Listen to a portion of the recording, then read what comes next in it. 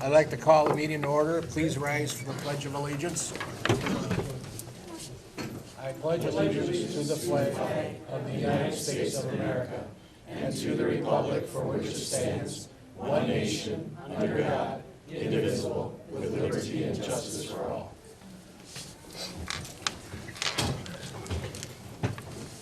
We need a motion for the adoption of the consent agenda as an order of business. So moved. Second. Is there any discussion on this? All in favor? Aye. We'll need a motion to consider the following. Approve the minutes from February 18th, 2019 Board of Education meeting. Approve the financial report for the period of July 1st, 2018 through February 28th, 2019. Approve the bills for the period of February 1st, 2019 through February 28th, 2019 in the amount of $2,344,569.32. So moved. Second. Is there any discussion on any of this? Hearing none, all in favor, say aye. Aye. Legislative update. Carrie, would you take this, please? Sure. We did have our legislative breakfast yesterday, and also the governor did release its budget last week around. The governor has asked for a significant increase in the education funding, including things such as funding for special education, health and wellness, English language learners, and many more things. It's quite a large budget. Talking with our legislators, some of these do line up with the Blue Ribbon Commission. At this time, and neither the Senate nor the Assembly have been able to sit down and start working on the budget. First of all, the first step is usually to pull and remove the policy as much as they possibly can from the budget. So that's the process that they'll begin. And then after that, there's going to probably be listening sessions around the state. So that'll happen. And at this time, they did not feel that we would go backwards at all on the gains that we made for our low spending districts. So I was really happy to hear that. And it's just too early to predict anything else for our budget at this time. So we'll have to see. I guess that's where we're at. Okay. So it looks like we might have a longer period this year before the budget's approved. There's a good possibility that might happen, Tim. Okay, which is not unusual for us. We remember that in the past. So financially, I'm sure we're well prepared for that. So, okay. And then we'll be moving on. Academic Pillar of Excellence, we consider the approval of summer school courses of the 2019 summer school program.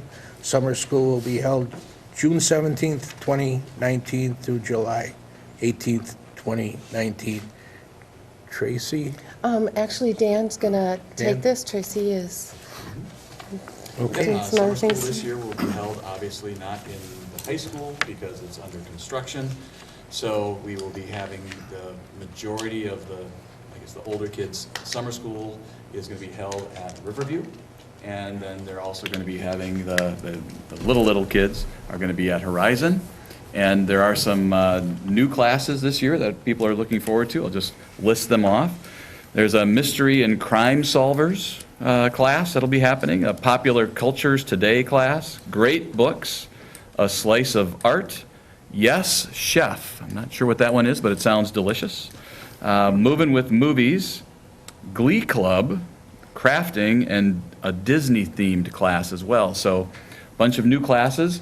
One consideration, parents, if you are out there and watching, the swimming portion of the summer school will not be able to be offered this year just because the pool is going to be drained in this facility, in the high school facility, and we are not going to be able to have that at the middle school facility. So otherwise, those are the upcoming classes, and many of the same classes will be available that you have grown to love in the past. And I guess I'll entertain any questions. Oh, yes, I'm sorry. John was trying to give me notes here. The one, an omission. we'll be having classes on Monday through Thursday, no class on Friday, and it's just extended a week longer than it has been in past years. So Monday, Tuesday, Wednesday, Thursday, no class on Friday. So it's 5 weeks yet. We're still Still going 5 5 Correct. weeks. Yep, and then we will also be off on July 4th. So are there any more questions? And the rationale behind shortening the weeks?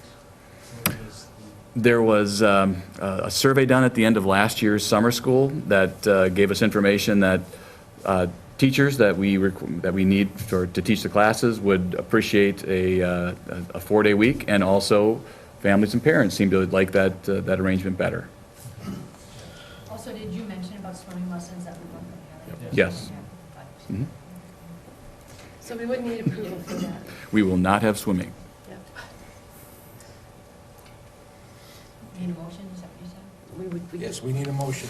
I make a motion that we approve the summer school schedule for this summer. And I'll second. So we had some discussion before this. Any other discussion? Hearing none, all in favor? Aye. Any opposed? River Middle School Math Program and Math Club presentation. Todd? Yep, Todd and 2 teachers, Billy Rao and Jessica Barrington, are here tonight to talk a little bit about our math program and math club at the middle school, so go ahead. So, yep, Dan told me I couldn't really talk much, so that's not really a problem for me. So I will quickly turn it over to Jess Barrington, who is a GT teacher, gifted and talented teacher, and world languages teacher at Riverview, and Billy Rao, who is an 8th grade math teacher and also does the math leadership in the district. So, here we go. All right. Quite a few years ago, we started the Math Club, and this is a club for all 6th through 8th grade students. We do practice every Monday after school from October to about April. One of the really nice benefits of that is that students can come when they can, and we can work around different sports. So if they have to take off for some of the 6th grade extracurriculars, or basketball season, volleyball, yep. They can come and go as they can make it. We want to encourage them to participate when they can. So with Math Club, we do a variety of school competitions. We also participate in regional and state competitions, as well as college sponsored competitions. We're really lucky that we have a lot of those types of things available to us in the area. One of the competitions that we do is called Math Counts, and we'll talk about that a little bit later. But at the end of the Math Counts competition, there is something called the countdown round. And in the countdown round, they take the top 10 students and they kind of do a face-off. So like number 10 and number 9 kind of face off. They're given a question on the screen, and from the moment the question is read, you have 45 seconds to answer. And all they have is paper and pencil. Yep. And those 45 seconds include the time that the person is reading the question to you. So maybe the question takes 30 seconds for the person to read it aloud, and the students have to be figuring out and solving that math problem within those 45 seconds. So they have buzzers, and students can buzz in and give their solution. If they're incorrect, then the other competitor has time to finish solving it, and typically they do the best 2 out of 3, or there's different rules for different rounds with that. So we wanted to give you a chance to see what the math competition countdown round is like. Yes, because it really is phenomenal to see these students participate. So your first question: if the price of a stamp is 33 cents, what is the maximum number of stamps that could be purchased with $32? So you really want us to answer this? If you can. So the kids don't get calculators. Like Billy said, they have only pencil and paper to answer this within 45 seconds. I'm sure, John. You got that figured out? You got an answer? I think 97. It says 96 stamps, yeah. So we thought that was the sample question they showed, right? So now you kind of know how it works. So Yep. we brought 2 more so you can see just the varying types of questions that they Yes. have to do. Yep. The forecasted maximum wind speeds in miles per hour for the next 5 days are 13, 6, 10, 5, and 8. What is the range of the wind speeds in miles per hour?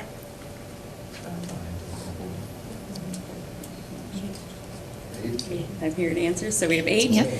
And then the ones that we always love is when they start throwing in extra Oh, symbols. goodness. The operation diamond is defined by A diamond B equals AB squared minus B plus 1. What is the value of -1 diamond 6?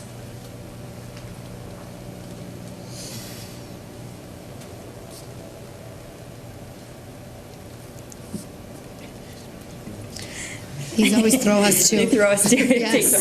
So the answer is -41 if you, sorry, take away your challenge.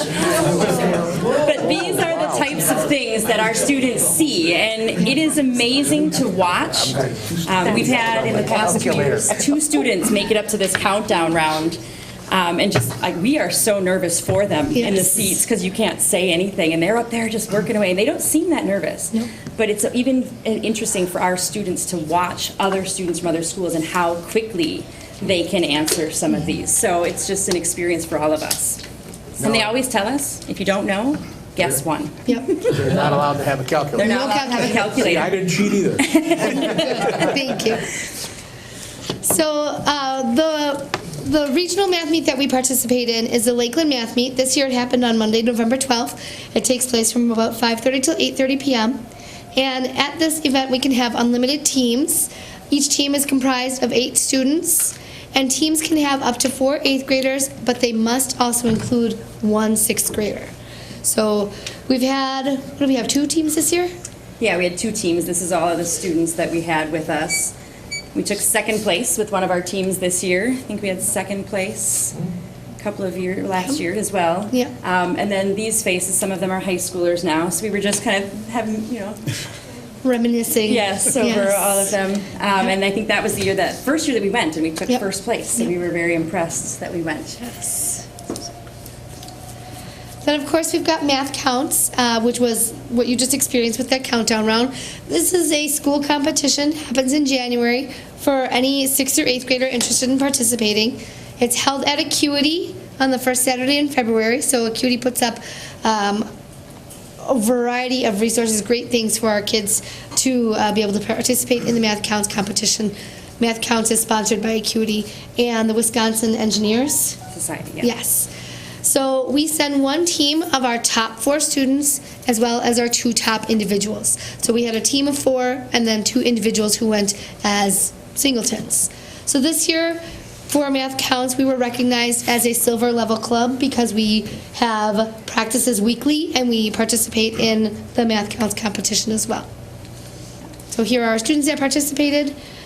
We had one student, like Billy said, who went on to the state round. So students gain points from their team round and then the individual rounds, and they take a certain percentage of the top kids to go to state. And we had a student go this year and last year.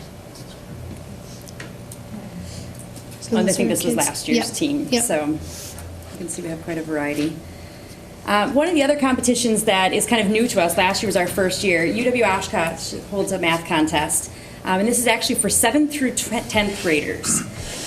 So it's all day at UW-Oshkosh. We can tour the campus, the kids get the experience of seeing different classrooms, eating in the cafeteria. They have different sessions that students can attend. There was a really cool Jeopardy type session that our high school students participated in last year.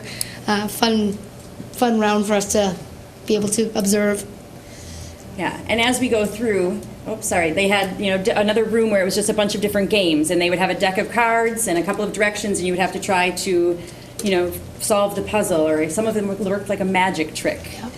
So it was quite interesting to kind of watch the kids, learn some of those things, taking pictures of things that they were going to take home and try on their parents. There was a giant abacus that they could test out.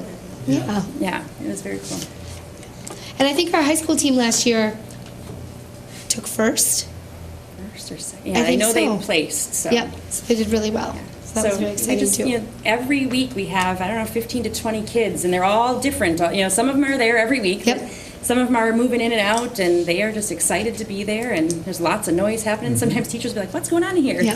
They come in and sit down and try to do the math with us, and they're like, oh, it's a good thing we don't teach math. So it's really what really excites us the most is when we get to talk to the students about their problem-solving process, hearing them explain their thinking, and I didn't think of it that way. That's really interesting. How did you come up with that solution? And just having them be excited about about solving math is Yeah. a fun experience. Nice. Is that That's all it? we have. Yeah. I think that's it. Well, thank you very much. Yes. And thank you for everything that you do. It's you. awesome. I'm very impressed indeed. He I enjoyed haven't very been that much. challenged since I was You can come. We got many years one ago. Yeah, absolutely. on Monday night. We'd love to have guests. So what, Yeah. participation in this program, in both these programs, is it growing year over year? Is it about the same? What do you see? And I think have it's you thought growing. about how you can influence that? I think it's grown. I think we're getting more and more. I think it's hard, I think, as a sixth grader because you come in and there are some really tough questions. And we don't want them to get overwhelmed. We say, it's okay if you don't know how to do it. You know, show us what you can do. And, you know, we're starting to get them. But then by seventh grade, they're starting to try a little bit more. And then by eighth grade, they're very confident, you know, kind of in their abilities. But we have some students who come in and math maybe isn't their favorite thing, but their friends are coming, so they're kind of hanging out with us too, and they're doing the problems, you know, they're trying their best. And you can see some of them trying to use other people's strategies. Oh, I remember when somebody did that last week, I tried that strategy. So Sometimes going into the math classes, I'll go into them and just talk, hey, you should come to math club, just try it out once and see, you know, trying to recruit kids that way, that helps. It's also, I think, beneficial for the students to see when we really struggle with the math problems too. You know, if I'm sitting with a group and we're working on a problem and I say to them, I have no idea how to do this, you guys, then I think their guard comes down too, because they realize that, yeah, it's okay if you don't know how to do something. Let's try something Right. to maybe solve this problem or think back to strategies that we've used in the past, like Billy said. And like they said, at Math Counts, if you're never sure, they always tell us to guess one, and it's worked in the past. Are they allowed to sit down and work on paper and pencil? I realize they're not allowed to use the calculator, but they're allowed to use it, right? Yes, yep. Okay, so it isn't strictly from the, Right. And some rounds they can use calculators. It just depends on where they are in the competition. okay. yeah, it's just that countdown round that they can't Yeah. use the calculators. That is strictly like kind of that mental math, you know, quick calculation type things. My, many years ago, my first year of college, I had a slide rule, and that's all there was. There wasn't any calculators. The calculators were invented, and you lose track of how easy things have become with the calculator. Now, to define it in your head and write it down and be able to figure your mathematical formulas out is very essential in modern life. And I really like to thank you very much for doing your job and doing this type of work for us. Thank The you. kids make it. Yeah. Yes, they're very fun to be with every week. We should take him to Oshkosh. There's that giant slide rule they have Yes. there. Oh, yeah. That's how it works. Well, I know how it works.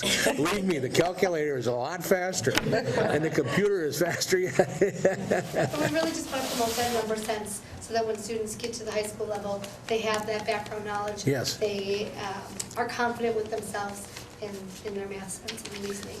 See, mathematics is very important, not only if you're going on to college, by all means, but if you're going into the working world too. You know, you want to become a CNC operator, you have to know mathematics.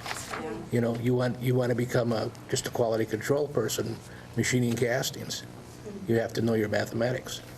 So it's very, very important all the way around. Yep. Yeah. Okay, thank you very much. And Yeah, thank you. okay. Finance, Buildings, and Grounds, Facilities Subcommittee. Well, the facilities, if you've driven by the school, you'll see that the multi-purpose center is well underway. They're erecting the roof trusses now.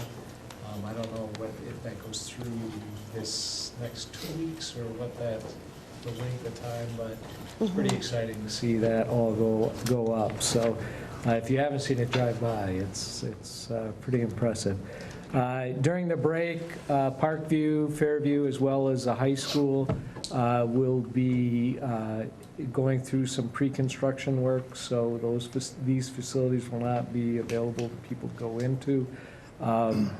Parkview will actually start their main construction in April, And Fairview, then that work will start this summer. So the hope is Parkview will be complete by the end of summer, beginning of the school year. And Fairview, we'll see if we can get it all done by the end of the year. So it'll be tight. Fairview will be the biggest challenge. The kids will be back in school with the construction work. But with some community partners coordinating with us, it looks like we'll be able to handle that. So exciting stuff, and we'll just keep everyone posted. You can go to the website and find more. So when's the schedule for this building to be complete? This building as well, we hope to have everything in place by the start of the school year, but it's construction. Yeah, and there will be, I mean, there's actually a sequence for the science areas, and if, you know, which ones we will have done first, second, and third, according to the curriculum and how much we need the labs. And we give a lot of credit to Jennifer and all the people who are working at this, and Jay Brocious, our science director, or our science lead teacher, and just everyone's just doing a really good job at coordinating, and it's great. Yep. Yeah. It's great. Okay. Thank you. Bob, we need to consider approval of precast steel fabrication and the erection for Parkview, Fairview Elementary Schools. John, please. Sure. To accommodate the longer lead times for precast and steel, we went out to bid for their fabrication and erection basically a week or 10 days ago. We received 3 bids, which were presented at the Committee of the Whole. Myron Construction had the lowest bid by over $100,000. And they are our general contractor, so we are recommending that we use Myron Construction for the precast steel fabrication and erection at Fairview and Parkview schools. Okay. We need a motion, please. I make a motion that we approve Myron Construction for the precast steel fabrication and erection for Parkview and Fairview. Second. Okay, any discussion on this? And John, once again, on the Myron Construction, when they bid on these programs, it Right. is still part of the closed bid process? It is still part of the closed bid process. Those bids come directly to me in sealed envelopes, so they are not privy to that. And quite frankly, the Myron bid was more than $100,000 less than the next bid, so obviously there is no collusion or anything going on there at all. Great. I wasn't implying We, No witch hunt here, yes. there's always, it wasn't a question of, but there's always a reasonable question about asking whether the bids are sealed and things along that line. So, any other discussion on this? Any other questions? All those in favor? Aye. Any opposed? Okay, we need to consider the approval of the letter of intent for Milltown Association for the kayak launch gift. Carrie? Yep, as discussed in our Committee of the Whole meeting, I did draft a letter at your direction for the Mill Pond Association. The Mill Pond Association would like to write a grant for a kayak launch, and if awarded, would like to donate it to our district and place it on our property near the youth center. The price of the installation would also be written into the grant. The Mill Pond Association is willing to fundraise to help with the access walk, and the district will maintain the launch, and the launch will be covered under the district's insurance.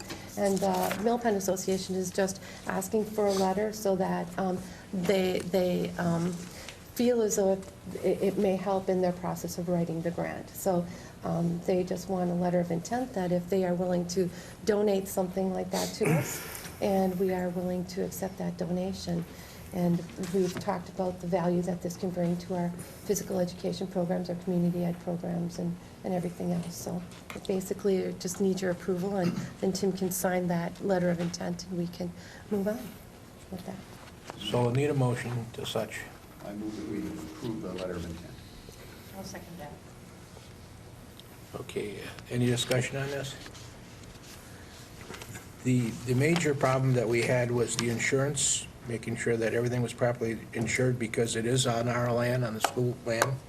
We came across with the insurance cost, and it is nothing compared to the benefits that our students and our community will have for this kayak launch.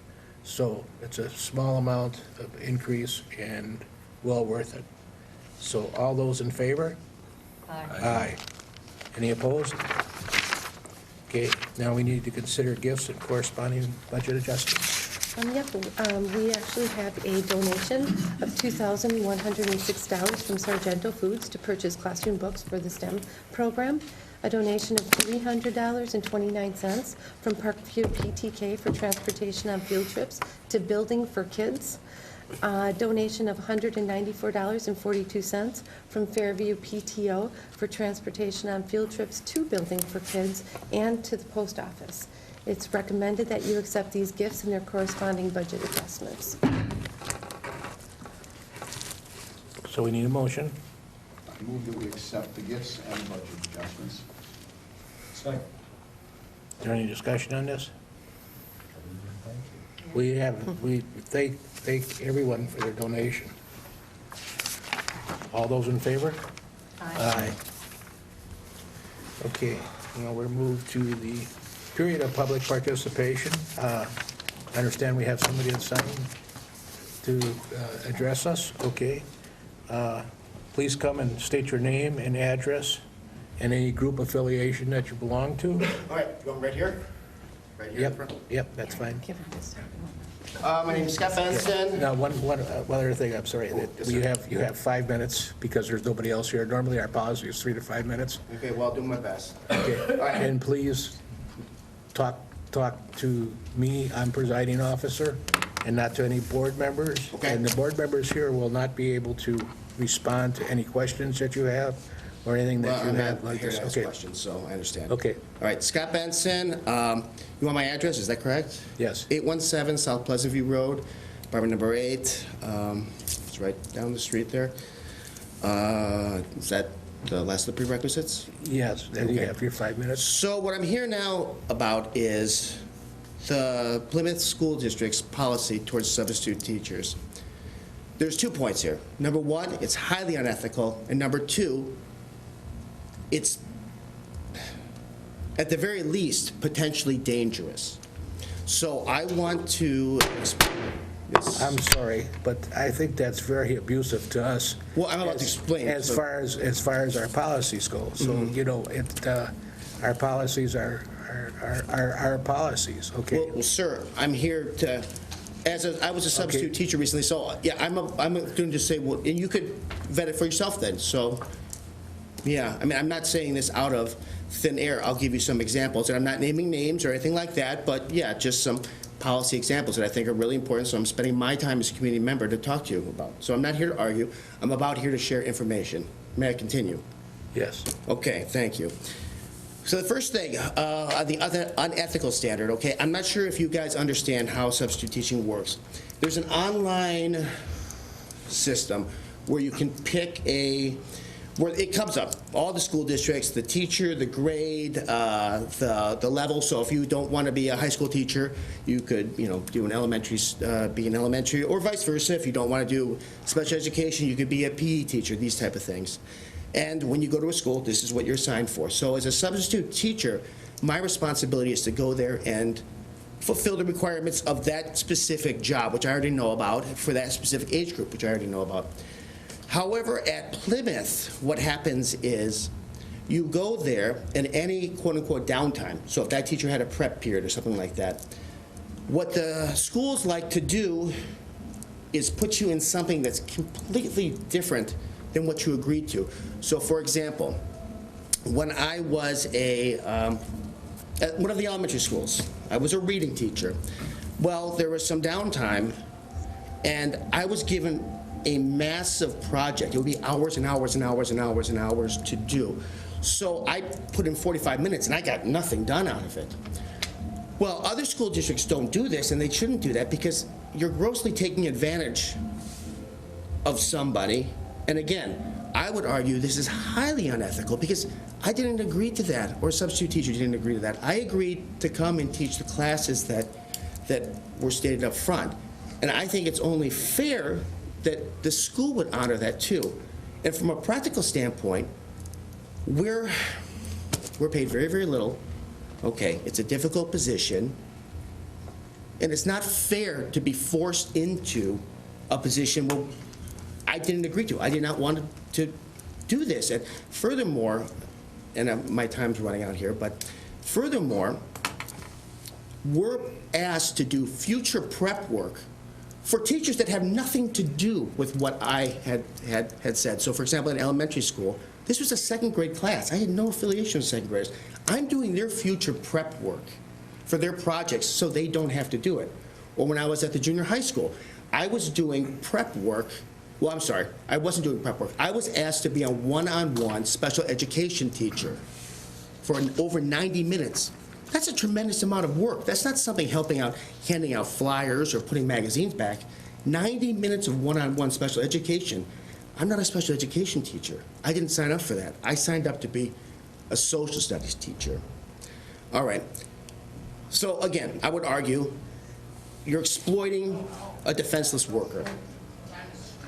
From the second standpoint, through line, this is extremely dangerous. An example of this is when I was at one of the elementary schools. They had the substitute teacher, me, the only day I'd ever been there. I never met the kids, didn't know them. They had me go outside and run recess. I was the only one on the entire recess block, and there were hundreds of kids.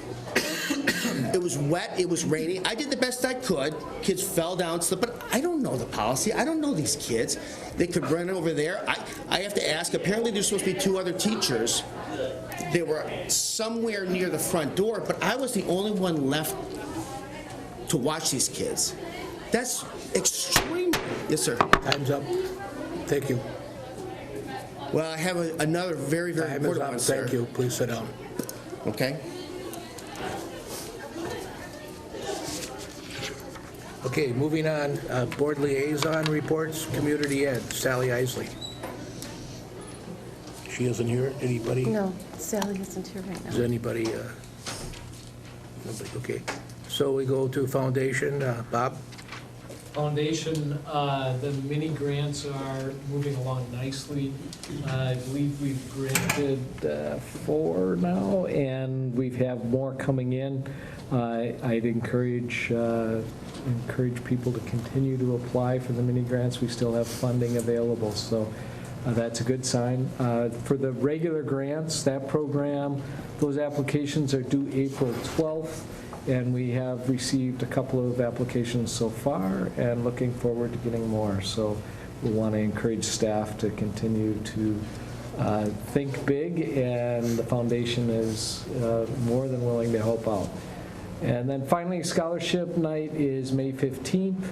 And the scholarship committee within the foundation, they're going through the applications, and I will say they have their work cut out for them because the applications of the students is very impressive. So that's the word from the foundation. Thank you, Bob.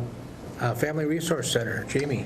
Okay, we do not meet this month, but just to recap, I do encourage everyone to go to the website, familyresourcesheboygan.org, and take a look.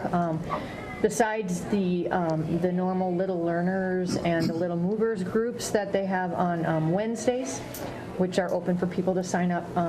Something I want to point out is there's a class coming up April 3rd. It's called Parenting the Love and Logic Way.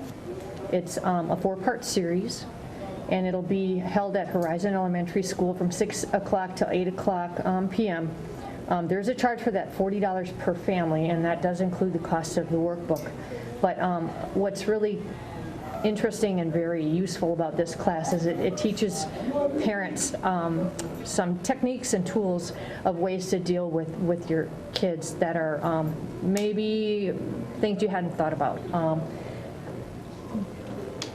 Disciplining your children without losing your cool, with love and respect, They'll help teach your children how to develop personal responsibility, self-control, good decision-making skills, and more. So if you're interested in that, I'd highly recommend it. It's been very, very successful, and everyone that has been involved with that class has enjoyed it and learned a lot. And you can sign up for that by going to the website, or you can call 920-892-4858. And then one other kind of seasonal thing is there will be Breakfast with Bunny on April 13th from 8 o'clock till 1 at Generations. You can get tickets at the door. 2 and under are free, 3 to 11, $3, and adults $5, and they'll have pancake sausage, applesauce, and I think cheese sticks. So if you're interested in that, please attend. They usually have a good turnout, and everyone has a wonderful time. Thank you. No, that's okay. Professional Development Council, Richard?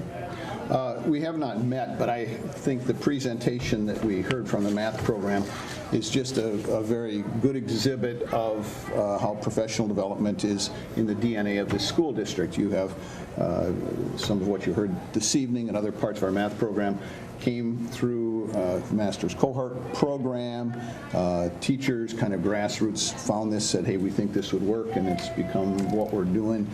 And it's just a great example of how the teachers getting better at what they're doing, being their best, is enabling our school district to become the best. The students can become their best. So just a exhibit A right before us this evening. Great. That was easy for you tonight, wasn't it? Thank you, Richard. We're going to move on then to item number 10, personnel. The board will consider the resignation from Jose Howe, teacher. Yep. Actually, tonight, we are asking the board to consider the resignation from Josie Howe. Josie Howe is a teacher at Parkview Elementary School for 7 years. As you remember, last year, we gave her a 1-year leave of absence, and she has written and is choosing to stay home and not return back. And we will miss Josie. She was an outstanding teacher at Parkview Elementary School, and I know the families are going to miss her. And so reluctantly, I'm asking you to accept her resignation. So we need a motion. I make a motion that we accept Josie Howe's resignation. Reluctantly. Reluctantly. Second. Any other discussion on this? All in favor?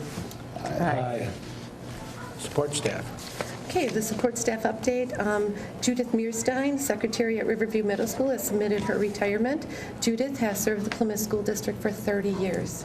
And Erica Pichette, special education aide, has submitted her resignation as a special education aide at Horizon Elementary School. And that right now is what we have for our support staff. Thank you. The President's report, discussing several things with some people that I know and their children and their grandchildren.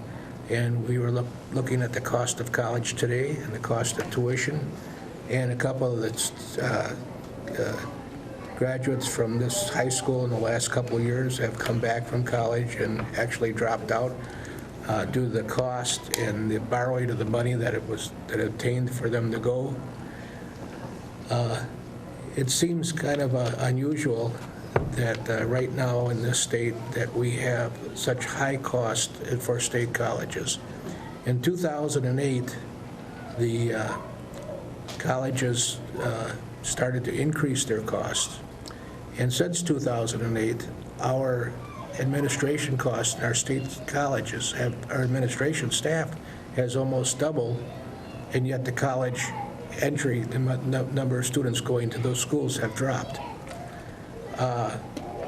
The added cost of this, plus the borrowing that the students are now allowed to do, really makes parents think and stop and look to see what they best for their college.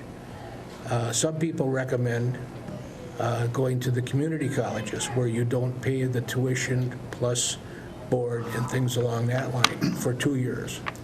And then from that point, if they're still interested in their education, they can transfer those, I believe now, you can transfer most of those credits to a four-year college within the state. That'd be a lot less expensive.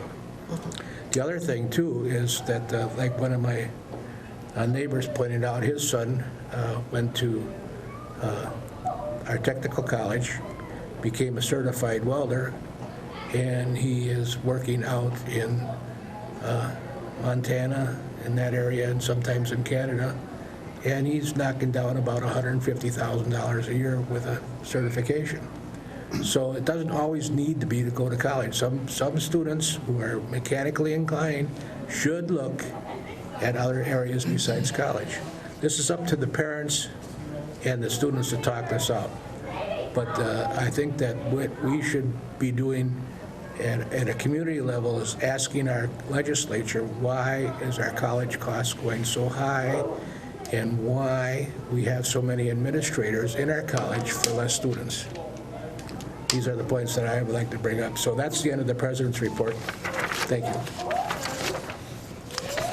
And Superintendent report? Superintendent report. All right. First of all, we had a lot of great things happening in the school district. First of all, Plymouth High School saw 83 events receive starred first at the Wisconsin School Music Association sanctioned District Music Festival, which we sort of term as our solo ensemble competition. And it was held March 9th in Kewaskum.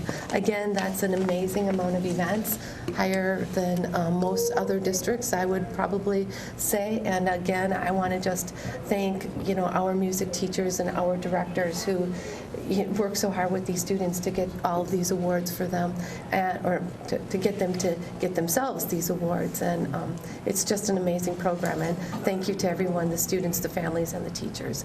Plymouth High School is taking 96 students to perform at Carnegie Hall. And if you're listening, you can hear them in the back because they're actually practicing their performance. So that is a very exciting thing. They're going to be singing at Carnegie Hall. Plymouth High School was also co-champion in the 2019 East Central Conference Academic Bowl competition, which was held March 5th at Kewaskum High School. Our Plymouth High School forensics team reclaimed the conference championship title. The Plymouth High School Model UN team sent 28 students representing 20 countries to the Model UN conference. That's pretty amazing. Wow. And Plymouth High School varsity boys team finished 13th at Division II bowling state championship. So a lot of really good things. Now we're starting to move into the heavy athletic season, but even in the middle of the athletic times, we've got a lot of really wonderful things happening. Just a quick update on the calendar. March 25th through 29th, next week is spring break. And again, I want to just say that we will not have the high school, the Parkview, and Fairview available. The high school, the district office will be able to be accessed by community members through the community ed office. Also, on April 8th, we have our Committee of the Whole meeting at 5 p.m. On April 16th, we have our next Board of Education meeting at 7 p.m. And on April 19th, we have no school. And I also do want to just give a heads up to board members to watch for the announcements of the Academic Honors Banquet, the awards banquet, and the graduation, because those things are all coming up. We haven't gotten the notice as to when they're all happening. We do know when graduation's happening.